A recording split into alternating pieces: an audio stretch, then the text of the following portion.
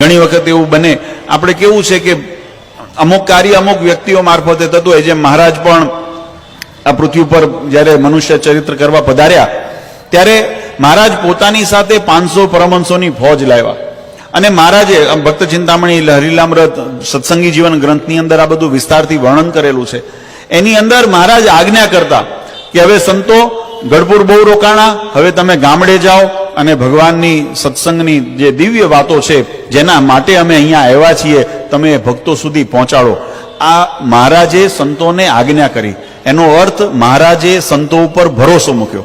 વિશ્વાસ મૂક્યો કે અમારા સંતો એ અમારું આ કાર્ય જે છે લક્ષાવધિ હરિભક્તો સુધી અમારો આ સંદેશ પહોંચાડવા માટે એ માધ્યમ બની અને ભગવાનના ઉપદેશને, અમારા મહિમાને, અમારા સિદ્ધાંતોને એ ભક્તો સુધી પહોંચાડશે। આવો વિશ્વાસ કોણે મૂક્યો? ભગવાન સ્વામિનારાયણે। અને એ વિશ્વાસ ઉપર ખરા ઉતરીને એ ભગવાનનો જે સંદેશો અને ભગવાનનો મહિમા એ તમારા સુધી પહોંચાડ્યો હોય તો કોણે પહોંચાડ્યો? એ સંતોએ, એ નન સંતોએ એ માર સહન કર્યા, અપમાન સહન કર્યા, ભૂખ સહન કરી, એ તડકો સહન કર્યો, અનેક પ્રકારના કષ્ટ સહન કર્યા, પણ ભગવાનનો જે વિશ્વાસ હતો એ વિશ્વાસનું પાલન કરવા મહારાજનો વિયોગ સહન થાય એવો નહોતો, ભગવાનથી ક્ષણ માત્ર પણ દૂર રહી શકે એવા સ્થિતિ નહોતી, છતાં પણ ભગવાનની આજ્ઞામાં રહી અને ગામડે ગામડે સત્સંગ કરાવ્યો, પણ એ ભગવાનના ભરોસાને તોડ્યો નહીં અને જે કાર્ય માટે એ બંનેની પરીક્ષા થઈ, મહારાજની પણ પરીક્ષા। આમાં કેવું છે ઘણી વખત છોકરાઓ જ પરીક્ષા આપતા એવું ન હોય, શિક્ષકની પણ પરીક્ષા થતી હોય,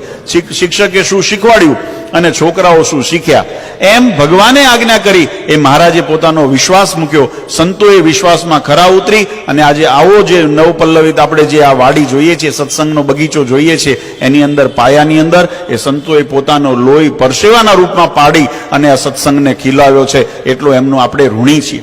પણ આજના કળિયુગની અંદર વાલા ભક્તો આ વાતને સમજવા જેવી છે।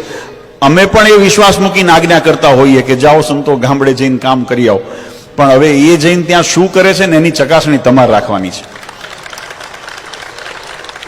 જેમ મહારાજે એક વિશ્વાસ સાથે મોકલ્યા હતા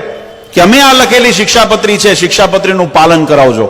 અમે એ જ વિશ્વાસથી મોકલ્યા છીએ, મોકલતા હોઈએ કે સંતો તમે ગામડે જાઓ અને આ ભગવાનની લખેલી શિક્ષાપત્રી, ભગવાનનો સત્સંગી જીવન, ભગવાનનું લખેલું ભક્ત ચિંતામણી જે મહારાજના શબ્દો એ પ્રસાદીના શબ્દોને હરિભક્તો સુધી પહોંચાડજો, અમે એ વિશ્વાસથી આજ્ઞા કરતા હોઈએ। હવે એ ત્યાં જઈને કામ કંઈક જો બીજું કરતા હોય અને એમાં એ પરીક્ષા તમારી, જો કે અમને અત્યાર સુધીનો તો વાંધો નથી દેખાતો, કારણ કે સાચો સંદેશ પહોંચ્યો હોય તો જ તમે અહીંયા બેઠા હો, આ વાત નક્કી છે।